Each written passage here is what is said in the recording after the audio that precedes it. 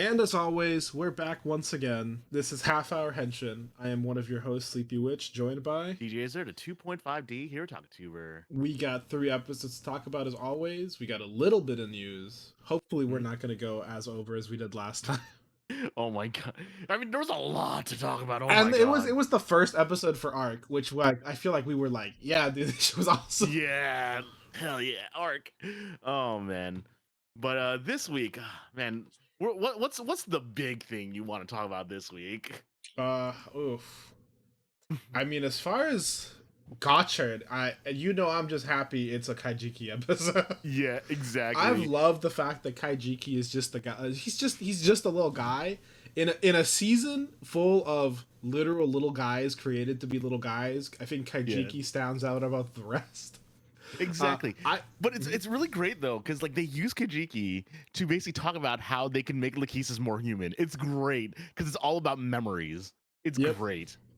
Like and about how unlocking her memories could make her happier. And it's really funny because for a second I thought there was going to be something really sinister. They showed that Kaijiki's getting like sadder as the pictures go on, and it's like, oh my god, it's something about her gaining like is she sucking up the happiness from people? Like, is there like some dark consequence? And it's like, no, Kaijiki got a fucking almost breakup text. Oh yeah, it's like, man, it's like you feel kind of bad for Kaijiki. I do feel really bad for Kaijiki. Like, but to say, like, it's funny because in this episode, it's like, oh no, it's Minato just shows up and just mind wipes him again out of nowhere. It's so funny. It's first of all, it's fucking incredibly funny.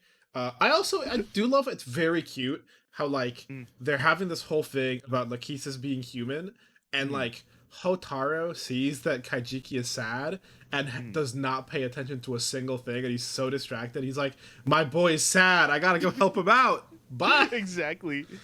But yeah, like the whole episode is really just hinging on like saying, is Kemi Law that important? Do we need to mind wipe this dude this many times? And I love that that's been Kaijiki's bit, has just been like, dude shows up.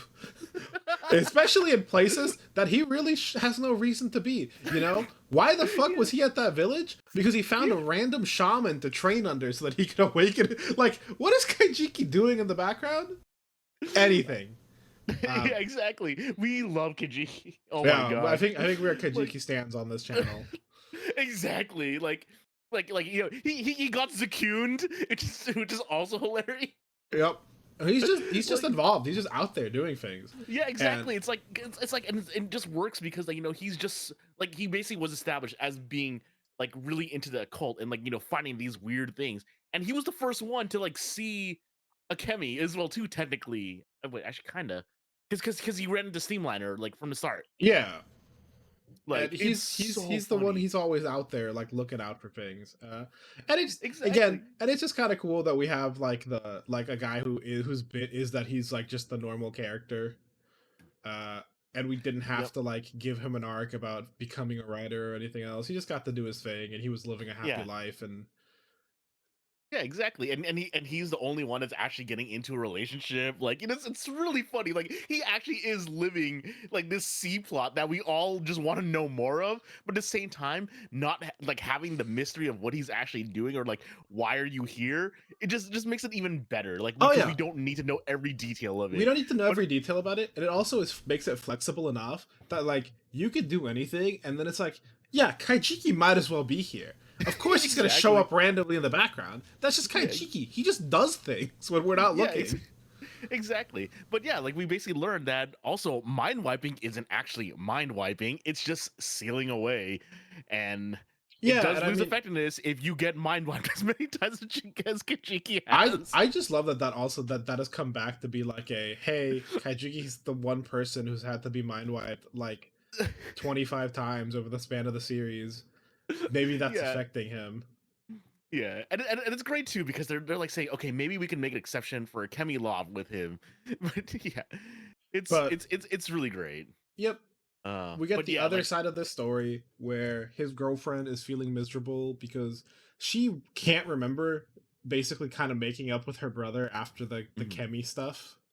Yeah. And she doesn't know why she's so sad. People have found out that her brother's an arsonist and she loses her job. That shit was really sad. Yeah. Honestly. it's messed up. Like, yeah, But we basically see this, but yeah, like, it would, like, to the real side of things.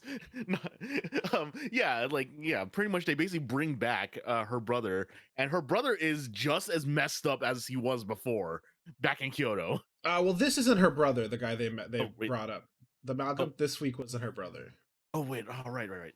They've established at the end that they've broken him out, but we Mm-hmm. didn't see him. This is the guy. This was the submariner guy, who was just a shitty dude. Because her brother was just an arsonist. Mm-hmm. This guy's a creep.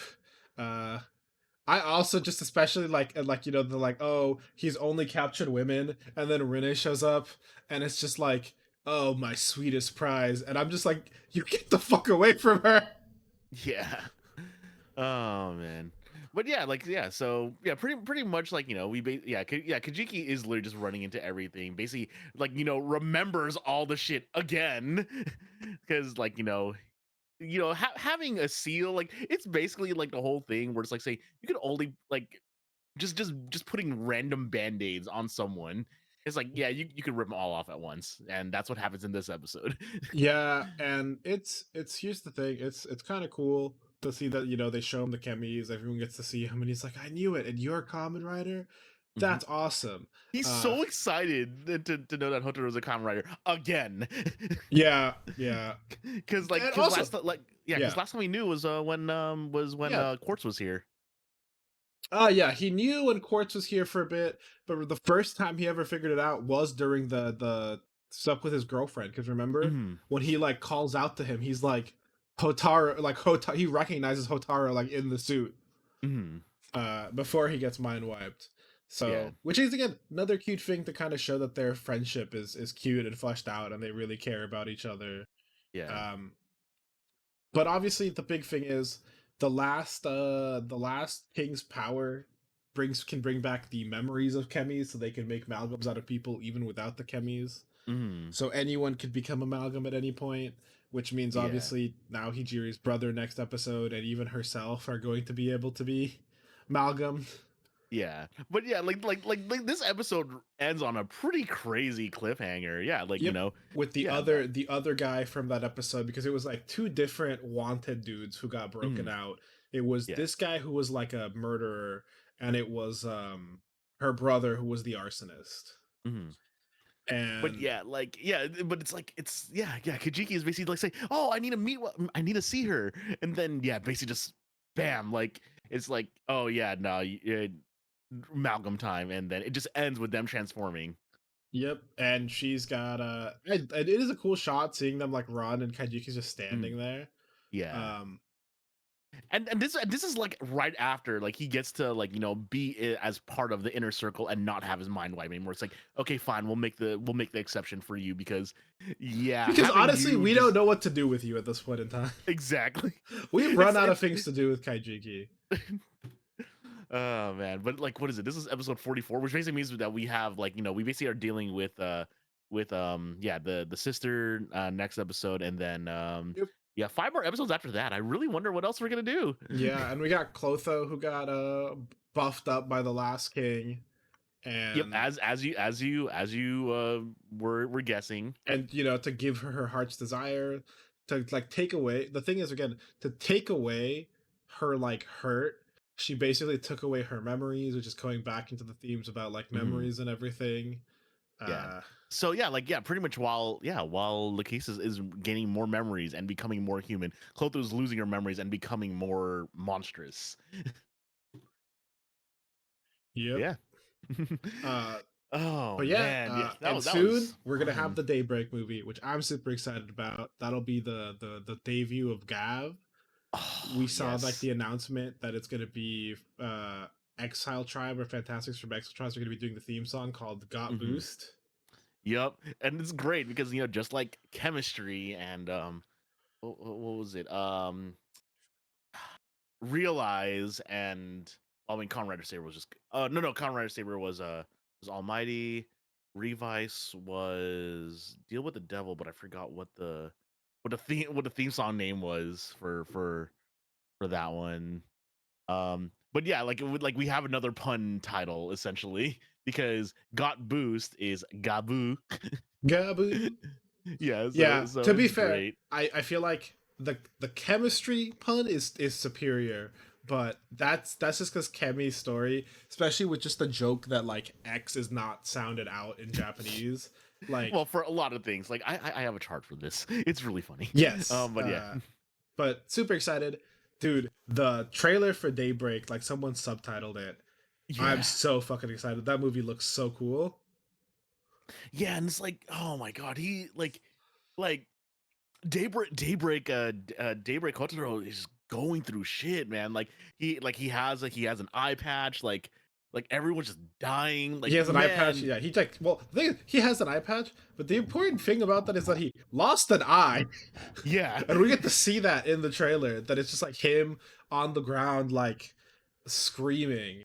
Um, yeah. Like oh my god. what happened in that future? Like we're finally gonna see it. Like because like the funny thing is that like as much as people kind of aren't with the whole like oh yeah like this show is like you can basically just watch it at any point and still understand what's going on, which is great, by the way. The fact that we're actually bringing back some of these, I guess I want to say unanswered questions, but like not even half baked either, but it's more like these concepts that were just introduced but not fleshed out, we're getting them back and it's like Oh yeah, damn.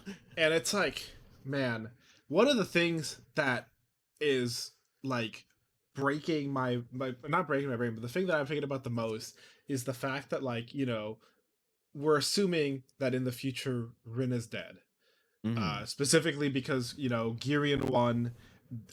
Future Hotaro seemed like really sad when he saw past Rene, and Mhm. I didn't even realize until that like very last shot of the fucking sun card. I'm like, he's Gotchard Daybreak because he's using Mhm. the sun, uh, and Ah, because he's using the sun because Rene's gone. dang, I didn't even think about that I either. didn't think Holy about this until this trailer, but it feels obvious. Because also think about it: when did Daybreak get introduced? Right after the other movie, right as Rene had acquired the sun. uh, And I'm just like, oh shit, it's been here all along. Holy shit. Well, yeah, Uh, that yeah. but also, it'll be cool seeing Legend. There's apparently maybe like an evil Two-Face Spanner. The Yeah, suit there's just some shit going the on. suit for fucking I think it's Girion's like red and gold like fucking full finished suit for this future is Mhm. cool. I also hope that like this is like going to be a different than his like quote unquote real final form for the show, because I Yeah. just think it's kind of cool that like yeah, we got to keep on like this is him succeeding without dealing with the Abyssalis King, so it's just a different power. Mhm. um, but I fucking love the like, don't lose hope, Ichinose Hotaro, and even Rin being like, uh, at the end, you would never quit or give up because you're Ichinose Hotaro in the end. Uh, Yeah. and like Daigo looks so depressed, honestly. Dude looks like he's struggling, which I mean he is in the show, but like, damn, Yeah. Oh man. super Yeah. excited. Also, super excited to see getting a little bit seems like a little bit more of like a role for our supporting alchemist. We see um the older god, I forget her name, but the older senpai using Sukumpire, and we see Sabimaru using fucking UFOX. Mhm. So that's cool that they get to Oh, like that's do right. something Yeah, I else. remember you. You were so excited to see I'm like, Saga. yo, Yeah, we have. Sabimaru UFOX. I mean, that just seems cool because like that was he was the one looking for UFOX too, so it's Mhm. kind of like thematically relevant. I Mhm. also just glad we got to see Kaijiki in this movie. Uh, Mhm. I'm glad he's here. This is set like like canonically before the stuff we're watching now, so he's not gonna have his memories. But also this adds like another like time that Kaijiki's minds were wiped before this episode. Exactly. Like I Um, like. I'm actually wondering if they I'm actually wondering if they actually are gonna actually wait, when Kajika was getting his memories back, did they actually like preview any of the of his memory from the movie maybe? I Because like don't think so. I think we just saw like yeah, because stuff from remember the when you're show. because remember when we were like discussing Black A showing up at the end of Geats. Right. Yeah. No, I think they Oh just showed man. it. I can go check later. And then we obviously get like the double henshin with Hopper and Daybreak Hopper, uh, which looks fucking cool. And we get the like fucking let's go get our future back at the Hmm. end.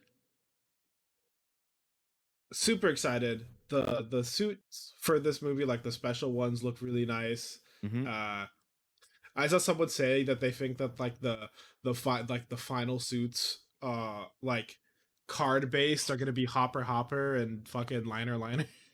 Oh, that would be great. And I'm like, oh, that's also cool because that's like, oh, that's why he can only use it the one time, you know. Hmm. But oh man, this week's Ultraman. Woo! I feel like I think we talked about it because I think when we had the similar one from Blazar, your Ultraman expert had told you that this is like a episode that they do a lot, the trope episode, which is the like the kid tells you guys there's a kaiju sleeping under there. No one believes Yeah. him, and then it's like, hey, look, there was a kaiju sleeping under there. Yeah. So there's actually a couple things. If you noticed, at the skip offices, there is they always seem to have a poster in shot that has a very distinct dog on it. That's the director's dog.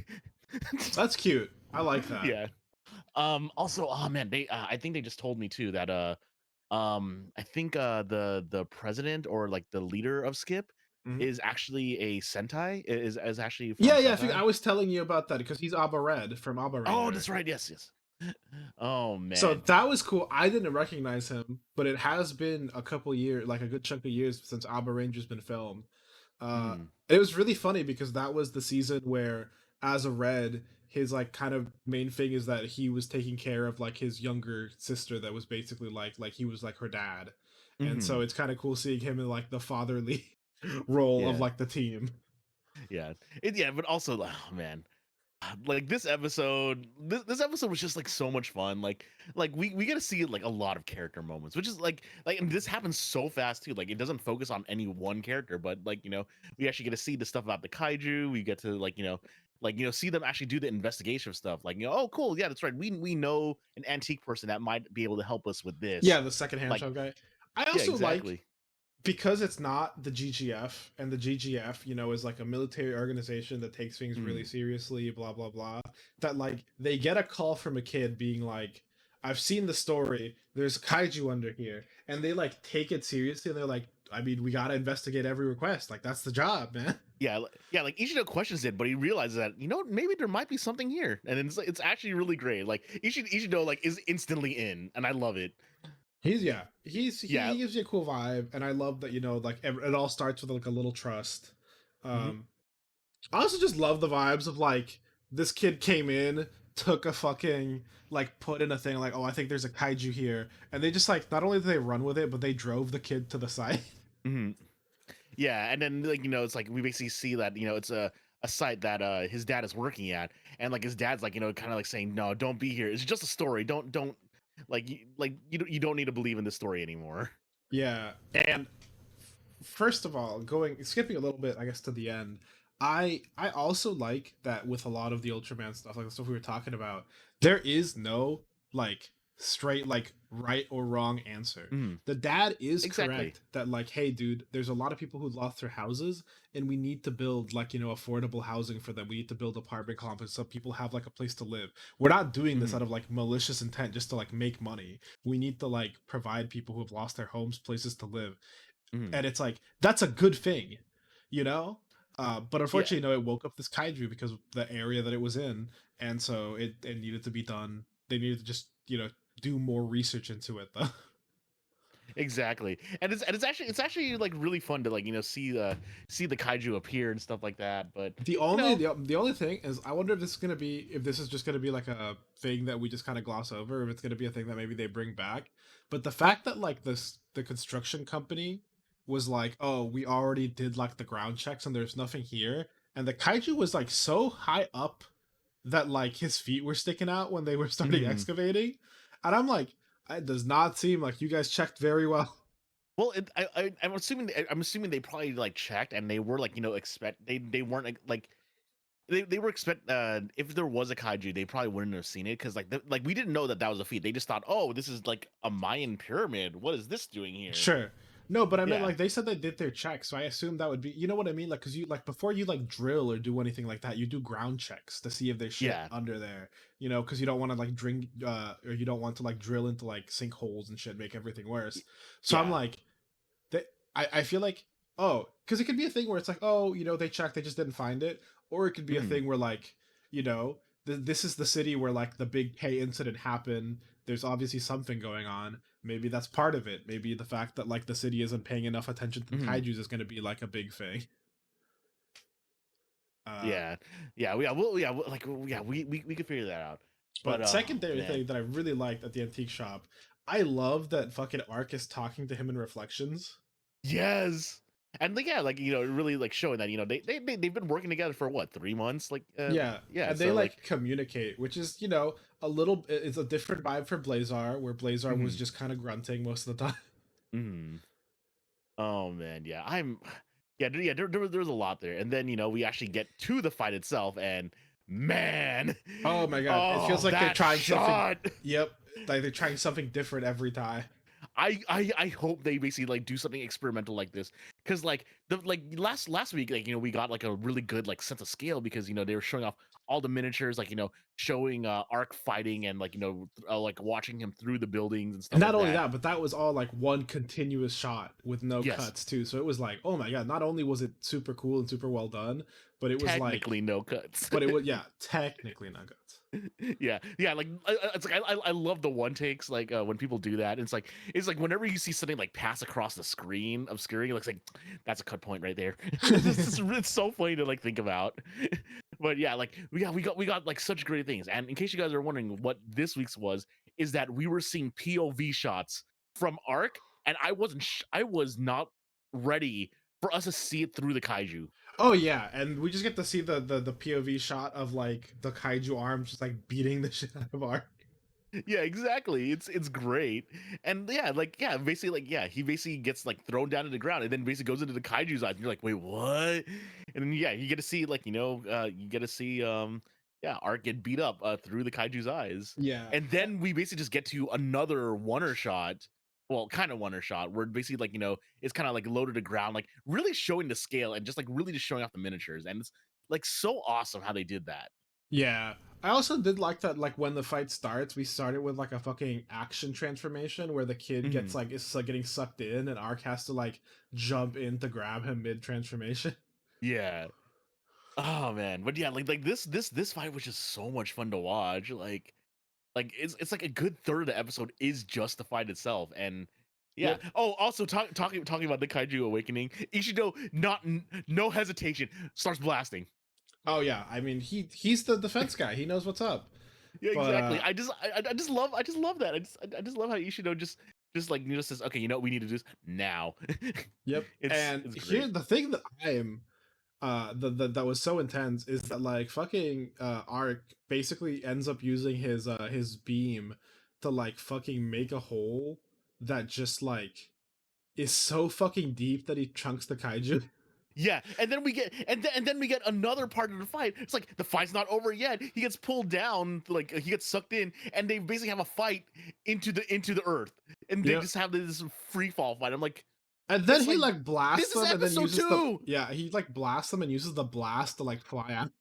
Yeah, like, it was like there was just a lot in this episode to like kind of just like process, but like it all makes sense. It was great. Yeah, it was cute. And then it, you know, we got some cute pictures from the kid. But then we get kind of the reveal that like, ooh, you know, maybe Mr. Coffee Man is hiding a couple things. Well, I Because it mean, seems like he's yeah, checking out some readings and he's reporting back to the defense force without telling Skip. yeah. I mean, we already knew that, like, he was just kind of like, Yep. and like an outside advisor essentially. So, Yeah, yeah, and we knew he was hiding stuff, but I mean, we're getting it. I guess the thing I'm saying is we're getting it reinforced. mhm. Uh, Oh man, yeah, it looks like next week we're gonna get like the flashback episode, the memories of 16 yeah, years ago. We're actually gonna see the K Day when the Giant of Light showed up, and we're gonna see like what happened to make Yuma, and because he's had the catchphrase that apparently he was told by his dad that's been like, it's time to run Yuma. So maybe we're gonna Mhm. see where that comes from finally as well. Mhm. Super exciting, super Yeah. exciting. Uh, Oh man, yeah. There was just there was just a lot in arc, and it was just like just nonstop. But this week's Boom Boom this week's Mirror Moonbinger episode, was really funny. Uh, I it was Mira's funny. hilarious. Mira's hilarious. I don't know how here's the thing. I don't know how I feel about the episode in general, like the whole. Mhm. But there was like lots of parts that I really like.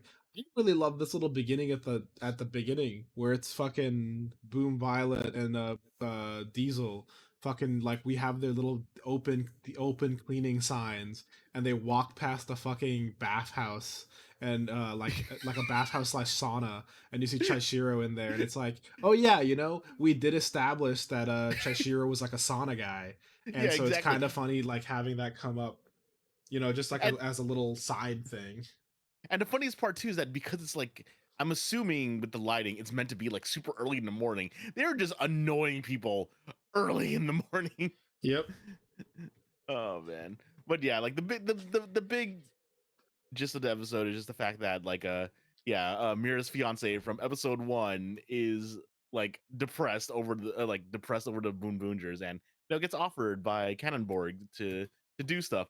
And the fact that he joins in with tail to nose and Oh the my other god. two are like, First of all, I love the scene of him just being miserable at this restaurant and basically not even noticing that like his waiters and servers are all fucking aliens. yeah, I love that they put them in different little outfits. It's so cute. Um yeah, I love every that, single time. I love that when he starts crying about like, oh, she got tricked into not being with me. Fucking Yaruka's like, maybe she just didn't like you that much. And they're like, Yeah, shh, exactly. shh, don't say Yar, that Yar, to him. yeah, Yarkar, a real one. On Yarkar's been the real one. He's Yarker's funny. so fucking funny. I love this fucking bowl monster design. He looks fucking awesome. Yeah. I love that the little controller thing is a steering wheel that sucks the gasoline directly out of him. But yeah, Mhm. him joining the Tail 2 Nose was great. I love how even they were super surprised about it. Yeah. Uh, Basically, my biggest complaint about this episode is that this guy who is like, I'm here to take Mira back, does not actually interact with Mira at all this fucking episode. Yeah, and it's all done through him like controlling the monster. Yep, and then Yeah. like he talks to Taya.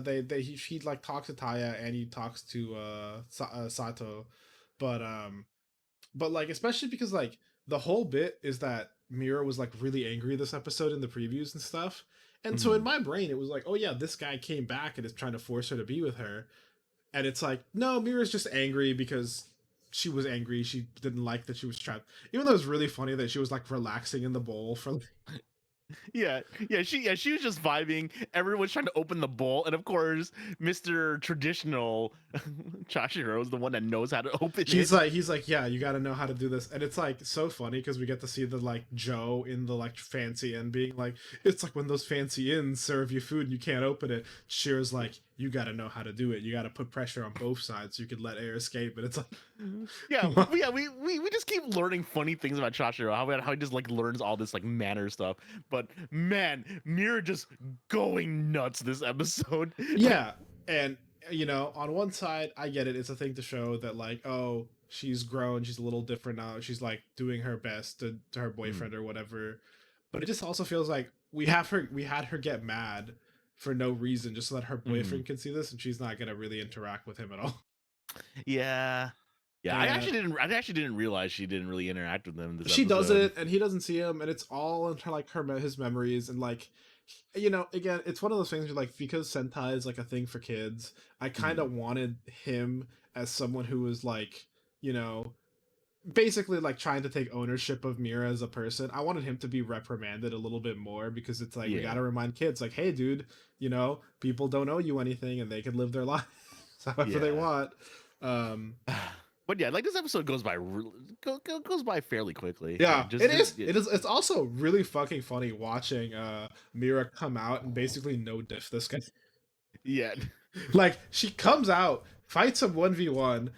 Saito comes in for the fucking kill steal, only to Mhm. her to be like, no, fuck you, no kill steal. I'm finishing him.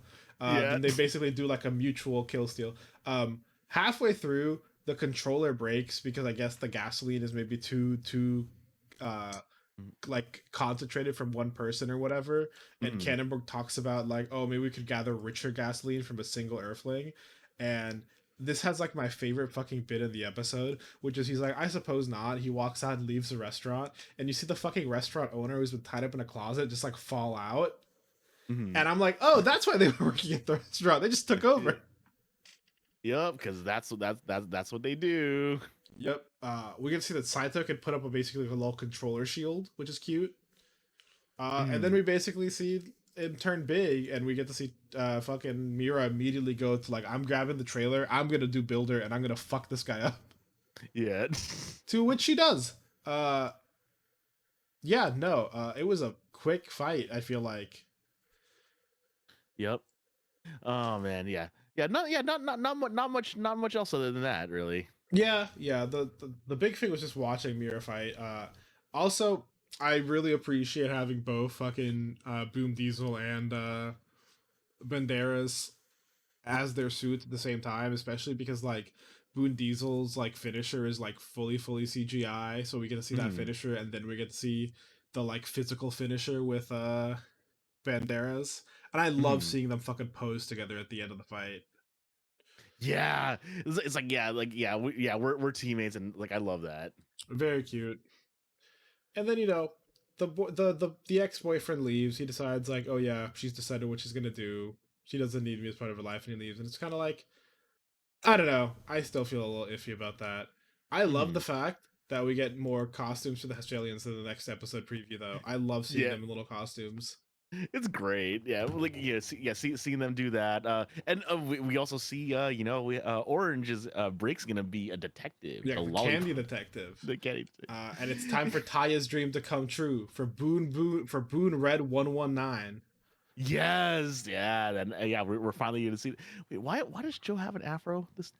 That I think that's basically like I feel like it's like an old bit where like Oh. for like get from like gag manga, anytime anyone would get like, because it happened in a lot of like old kids manga and stuff as well. If you would get like Mhm. flamethrowered, or like I'm thinking a lot of like Pokemon, you get flamethrowered or you get electrocuted by Pikachu, your hair would just turn into the afro. Yeah. I think it's just supposed to be that like he was in the fire, so his hair got all like Makes sense. fucked up. I think this is more of just like a like an old Japanese bit that we don't have as much context for. Hmm. But I'm But kind of yeah. excited to see Boone Red 119. It looks cool. It's also pretty interesting because I feel like, and this is again most of the other my other like thoughts and stuff from older Sentai stuff is seeing the Ranger counterpart, and so a lot of the older like battleizers and like big things felt like really bulky, Hmm. and it feels like more recently we're getting like very not bulky upgrades. Hmm. Like the King Oger one, gold was definitely a little bit bigger, but it wasn't as bulky. Don Momotaro wasn't super bulky, and it feels like 119 is not really that bulky either. Yeah.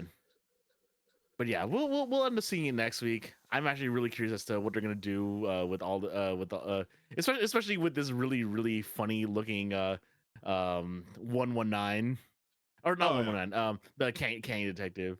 Yeah, I just love seeing. I think the highlight for me for Boon Boonjas has just been seeing the characters do things.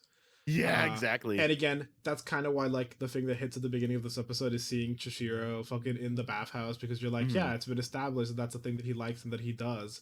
And so it's cool just seeing that, like, not really be like mentioned or anything, just be like, oh, it's just a thing that happens in the background because you know we told you that he had likes and tastes and stuff outside of this. Hmm. And he has very traditional taste. Yep. Which honestly, Uh. it's really funny. He's got like the traditional taste, kind of the contrast with like his modern like information Mhm. broker job. But as always, fun episodes. I'm looking forward to next week. Very excited, specifically on the two-part. Next week is going to be a lot because it's going to be, arc. We're getting finally uh the like backstory episode. We're getting the second part of the Kaijiki episode, and we're getting the red upgrade. So next week we're going to talk a lot. Oh yeah, we have so much to look forward to next week. I'm Yep. excited. But with that, thanks as always for listening, and we will see you later. Later. This program is brought to you by Our unending love of tokusatsu. If you enjoyed the show, please be sure to like and subscribe. And hit the bell for notifications. And if you would like to support us further, consider becoming a patron at our Patreon, Half Hour Henshin. You can get some exclusive benefits, such as your name in the credits and joining our sticker club. Or, if you want to help with a one-time donation, you can also find us at Ko-fi at Half Hour Henshin. You can email us with any questions or theories at halfhourhenshin@gmail.com or on Twitter at halfhourhenshin.